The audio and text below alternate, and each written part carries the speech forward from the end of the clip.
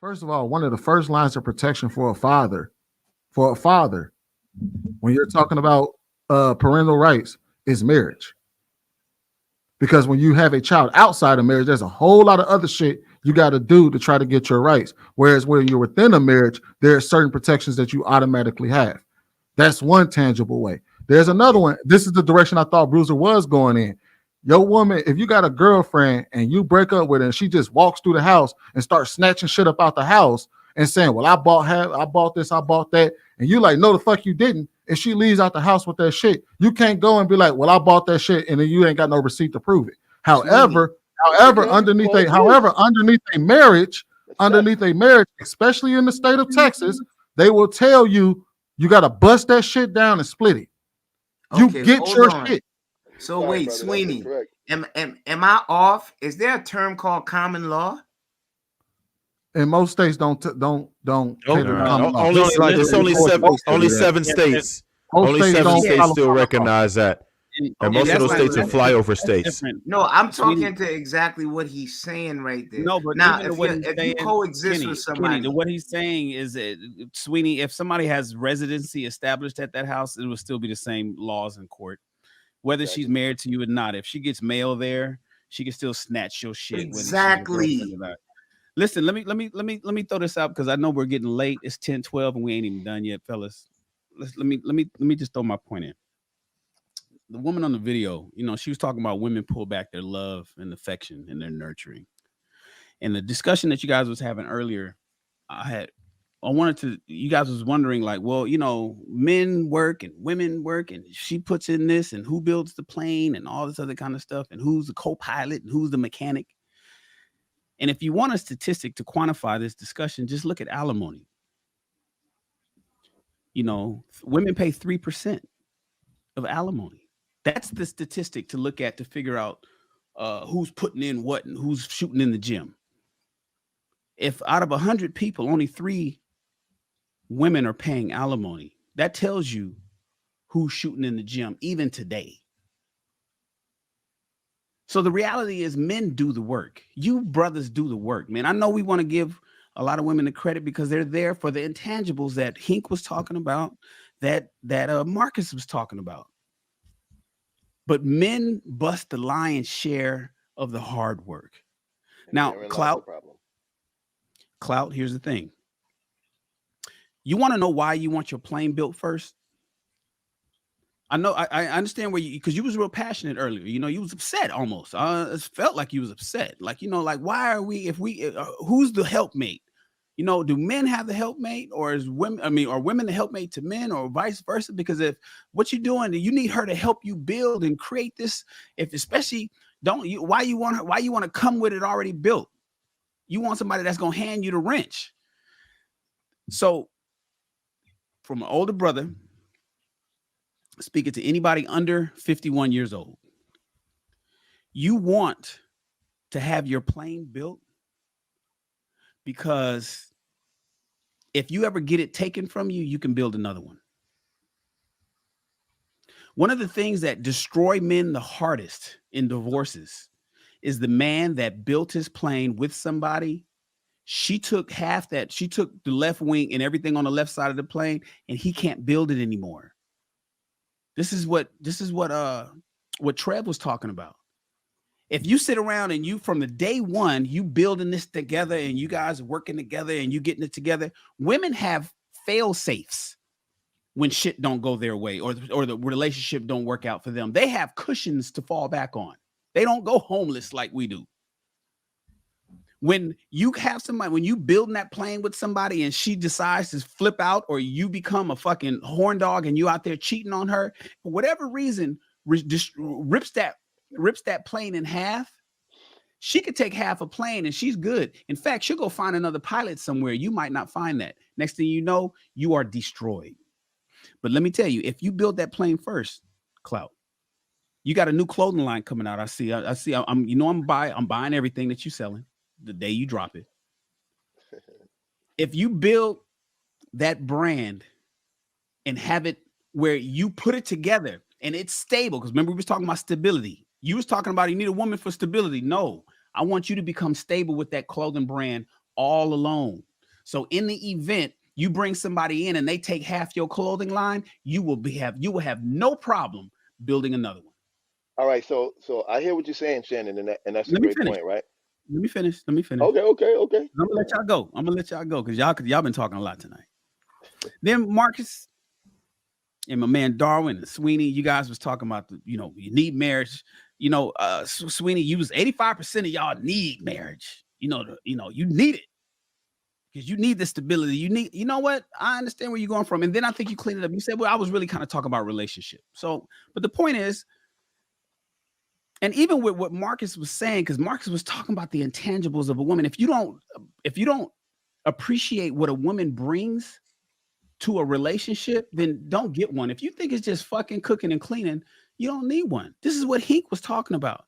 But I think the argument, Marcus, is modern legal marriage. Do you need that to get that? The argument today is not necessarily. Marriage isn't needed for most of the things that you described, Marcus, those intangibles. You can have an uncle and an aunt like Kenny P has and rock out for 53 years, buying property, raising nieces and nephews and doing the whole thing without that legal part. And the reason why the legal part is really fucked up today, because here's what's ruined marriage: no fault divorce. You see, when there was a consequence for fucking up in your marriage, people didn't get divorces. When you knew that you could lose everything because you was fucking your secretary, then yeah, that was going to you thought twice before you fucked your secretary. If a woman knew that she wouldn't get a goddamn penny if she was fucking the pool boy, she'd think twice about fucking him. But now you don't even need to get a court of reason. You can just tell him I don't like him. I don't like him. I don't have to tell you what I did. In fact, what I did has no bearing on how much money I'm gonna get in alimony.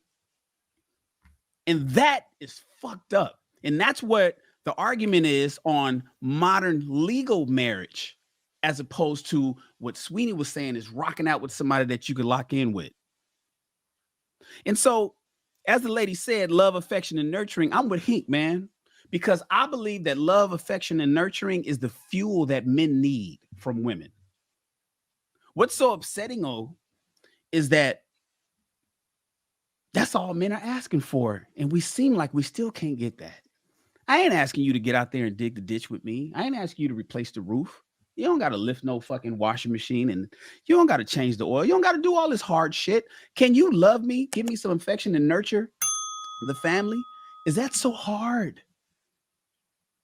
Are we asking too much for that? Can we get some loyalty around this bitch? Can you put some clothes on? Can you represent the family properly? Can you not talk back to me based on everything that I'm contributing to this motherfucker? God damn. And because no fault divorce and the modern laws and what Lewis talked about earlier on how we've already civilized the entire fucking world, women are taking advantage of that shit and saying, well, fuck, I don't got to. And there ain't nothing, and like Clout said just now, and there ain't nothing you can do, because whether I'm your girlfriend or your wife, I could go fuck somebody at the club this Saturday, and the outcomes is no different than wife or girlfriend.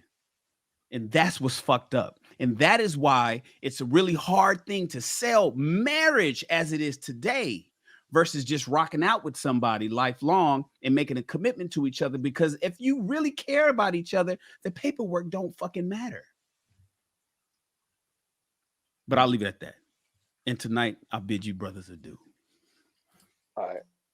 I think everything Shannon said made some great points, but I just wanted to add some nuance into it. I think women are like great investors, right? Like women are like their strategy when it comes to dating is often an investment. And I find that women are loyal to things that have required them to sacrifice. I think a lot of the reason why so many men are like they're trying to find leverage through having their shit together, but not realizing that that's not actually leverage. That's actually a vulnerability, because when a woman hasn't had to sacrifice to invest in you at a low point, she's going to cash out at the highest point. And if she didn't have to invest at a low point, she's just going to leave with what she can get. There's no reason why she's going to stick around and be loyal to you. But a woman that's built with you from the ground up, has no reason to leave because she has skin in the game. If you pay attention to the type of jobs women keep, the type of things women do, the type of friendships women keep, it's usually the thing that is required the most from them. That's what keeps women loyal. So if y'all are wondering why so many women are not, when we're asking for love and affection and they're not willing to give that, you want to know why? Because that's not enough to make them feel purposeful. Giving you a little bit of love and affection doesn't make them feel purposeful. Working directly to help you succeed makes a woman feel purposeful. If a woman knows that you're trying to be a fashion designer and you have her in there cutting fabric with you and you have her in there coming up with marketing plans with you, guaranteed you that woman's not going anywhere because she has a purpose. It's the woman who's sitting around watching you cut the fabrics and watching you get the money that's going to be like, oh, great. When this takes off, I'm going to get in where I fit in, and I'm going to take what I can and be on my way. But a woman who has skin in the game, who has actually sacrificed to be where she is not going to give up her own hard work and sacrifice that she put in. I've rarely seen women do that. Women usually leave situations and are disloyal to situations where they did not have to invest. So that's kind of my point. My point is like we continue to frame relationships with women as though we're just supposed to have it all together and give it all to them. No, you give her purpose. Your provision, like provision, we always make it seem like it's money. Provision is exactly what the word is broken down to. Provision, foresight. You share your vision with her, and she works to help your vision come to life and manifest it in the real world. If she cannot help you manifest your vision in the real world, she's not going to be loyal to you. She's not. If you want a woman to be loyal to, then you have to give her a position.